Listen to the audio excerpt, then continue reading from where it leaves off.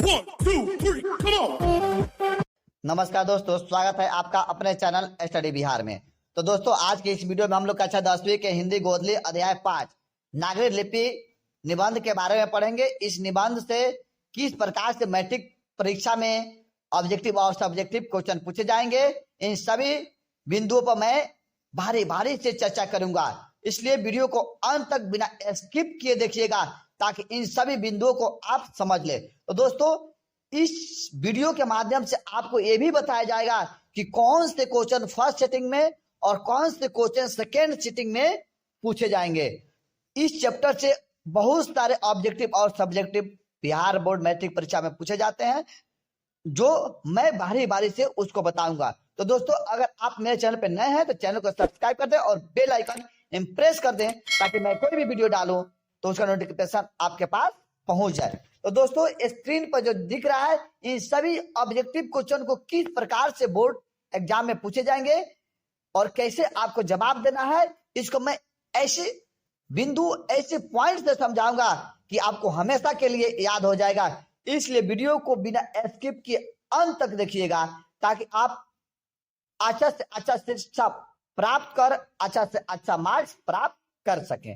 तो दोस्तों देखिए, आपसे क्वेश्चन किस तरह से पूछेगा जाएगा, तो पूछा जाएगा कि नागरिक लिपि जो है किस तरह की विद्या है। तो निबंध नागरिक लिपि के बारे में पूछेगा और ऑप्शन में निबंध, कविता, कहानी दिया रहेगा, तो वहां क्या मारिएगा, निबंध मारिएगा।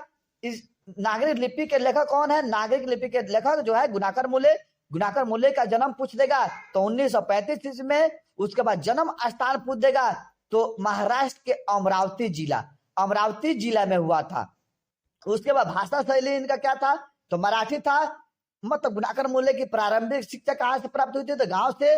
मिडिल स्तर की पढ़ाई जो किए थे किस भाषा में किए थे, तो यहाँ मराठी जो दिया गया है क्या भाषा है। उसके बाद आपसे क्वेश्चन पूछा जाएगा कि नौकरी, मतलब गुणाकर मूल्य जो कहाँ किए थे नौकरी, तो वर्धा में रहकर नौकरी किए थे। अंग्रेजी और हिंदी का अध्ययन कहाँ से किए थे, तो वर्धा में। तो वर्धा में इन्होंने अंग्रेजी और हिंदी अध्ययन करने के लिए गए थे। तो इनका पारिवारिक स्थिति जो था बहुत मतलब दयनीय था, जिसके कारण वहां पे नौकरी कर या पढ़ाई करते थे।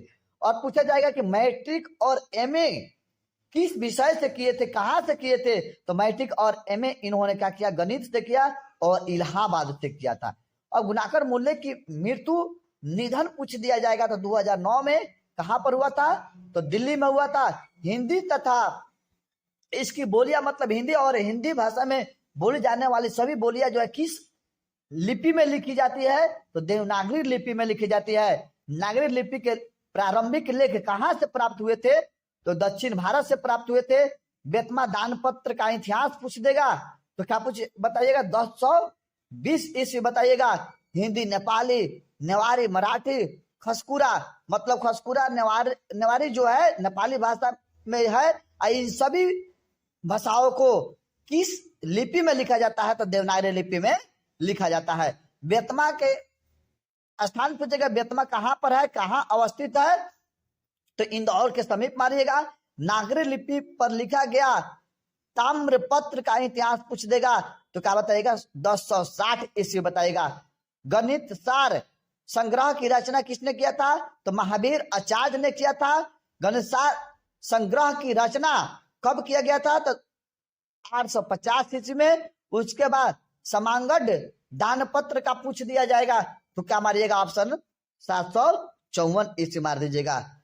समांगड दान पत्र मतलब किस राजा के द्वारा यह तिथि किया गया था, मतलब बनाया गया था, दिया गया था दान पत्र किस राजा के द्वारा, तो राष्ट्रकूट राजा दंती दुर्ग के द्वारा का दिया गया था। विजयनगर के शासकों के लेख किस भाषा में, मतलब शासकों के लेख किस भाषा में, किस लिपि में लिखी जाती है, तो नंदी नागरी में लिखी गई है।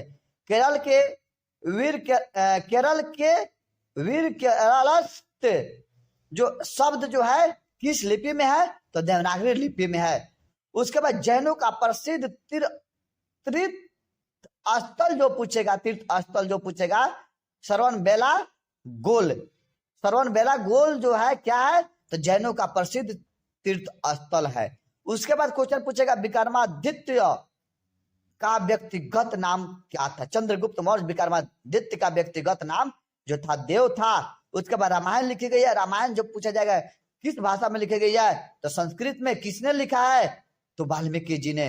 दोहा कोश की रचना किसने किया था, तो सरहपाद ने किया था। सरहपाद ने किया था। उत्तर भारत नागरी लिपि जो है किस सदी में प्रचलित थी, किस सदी में, मतलब इसका इतिहास पूछ देगा तो 9वीं सदी में। उसके बाद आपसे क्वेश्चन पूछा जाएगा कि मतलब कौन सी कृतियां, कौन सी रचना मतलब गुणाकर मूल्य की द्वारा लिखी गई है। यह रचना किनकी द्वारा लिखी गई है, तो अक्षरों की कहानी गुणाकर मूल्य। भारत इतिहास और संस्कृति, मतलब अक्षरों की कहानी यह पूछता है। उसके बाद आपसे सौर मंडल पूछ देगा, सूर्य पूछ देगा, नक्षत्र लोक पूछ देगा, भारतीय लिपियों की कहानी पूछ देगा, अंतरिक्ष यात्रा, ब्रह्मांड परिचय, यह सब जो अक्षर कथा, इन सब पॉइंटों पर याद रखिएगा। इन सब पॉइंटों को पूछ देता है कि किनकी कृतियां किनके द्वारा लिखी गई है, तो गुणाकर मूल्य के द्वारा लिखी गई है। उसके बाद क्वेश्चन आपसे पूछा जाएगा, इससे 2 नंबर के क्वेश्चन जो पूछा जाता है उससे पूछा जाएगा कि देवनागरी लिपि के अक्षरों में स्थिरता कैसी है। तो करीब 2 सदी पहले पहली बार देवनागरी लिपि की टाइप बने और इसमें पुस्तकें, किताबें क्या छपने लगी, तब से देवनागरी लिपि के अक्षरों में क्या आ गई, स्थिरता आ गई। उससे बाद आपसे क्वेश्चन पूछेगा उसके बाद कि देवनागरी लिपि में कौन कौन सी भाषाएं लिखी जाती है, तो लिखिएगा देवनागरी लिपि में हिंदी तथा इनकी विभिन्न बोले, मतलब हिंदी और इसमें विभिन्न प्रकार की बोली जाने वाली बोलियां, हमारे पड़ोसी देश नेपाल की नेपाली मतलब खसपुरा व नेवारी भाषाएं तथा मराठी भाषाएं लिखी जाती है। बांग्ला उंगला सब इसी में लिखा जाता है, उसको भी जोड़ दीजिएगा। उत्तर भारत में किन शासकों के प्राचीन नागरिक लेख प्राप्त होते हैं। क्वेश्चन पूछा जाएगा उत्तर भारत में किन शासकों के प्राचीन नागरिक लेख प्राप्त होते हैं, तो विद्वानों का विचार है, मतलब विद्वानों का कहना है न कि उत्तर भारत में मिहिर भोज महेंद्रपाल आदि गुर्जर प्रतिहार राजाओं के अभिलेख में पहले पहल नागरिक लिपि के लेख प्राप्त होते हैं।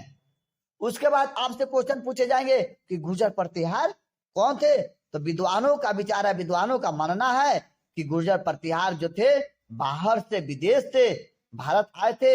ईसा की 8वीं सदी के पूर्वार्ध में इन्होंने क्या किया था, अवंती प्रदेश में अपना शासन का किया था, स्थापित किया था। बाद में इन्होंने धीरे धीरे कन्नौज पर भी अपना अधिकार जमा लिया। मिहिर भोज महेंद्रपाल आदि प्रख्यात प्रतिहार शासक हुए। इस तरह से आप जवाब दीजिएगा, समझ जाइएगा, ऑटोमेटिक आप जवाब दे सकते हैं। उसके बाद आपसे VBI क्वेश्चन पूछेगा। यह क्वेश्चन जो है नागरिक लिपि की उत्पत्ति के संबंध में लेखक का क्या कहना है। पटना से नागरिक लिपि का संबंध लेखक ने बताया है। और क्या बताया है, तो क्या बताइएगा कि माना जाता है कि नागरिक शब्द की किसी नगर या किसी बड़े शहर से संबंधित है। मतलब नागरिक माना जाता है, विद्वानों का मत है कि नागरिक शब्द जो है किसी नगर अर्थात किसी बड़े शहर से नागरिक शब्द का जो है संबंध है न।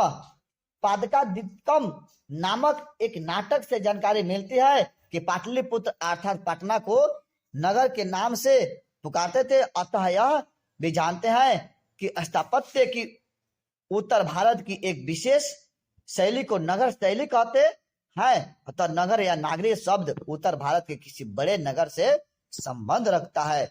विद्वानों के अनुसार उत्तर भारत का यह बड़ा नगर निश्चित रूप से पटना ही होगा।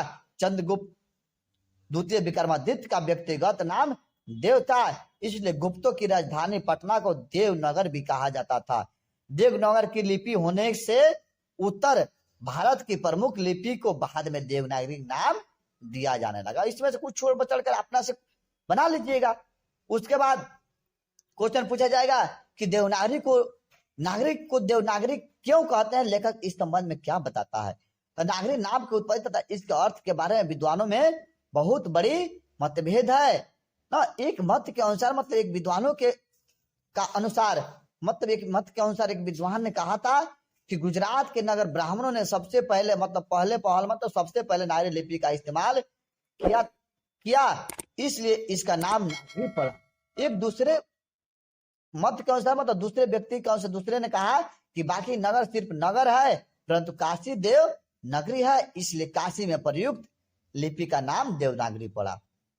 इस तरह से आप जवाब दीजिएगा। उसके बाद कह रहा है कि नागरिक लिपि के साथ साथ किसका जन्म होता है, इस संबंध में लेखक क्या जानकारी देता है। तो नागरिक लिपि के साथ अनेक प्रादेशिक भाषाओं ने भी जन्म लिया। 8वीं 9वीं सदी के से प्रारंभिक हिंदी का साहित्य मिलने लग जाता है।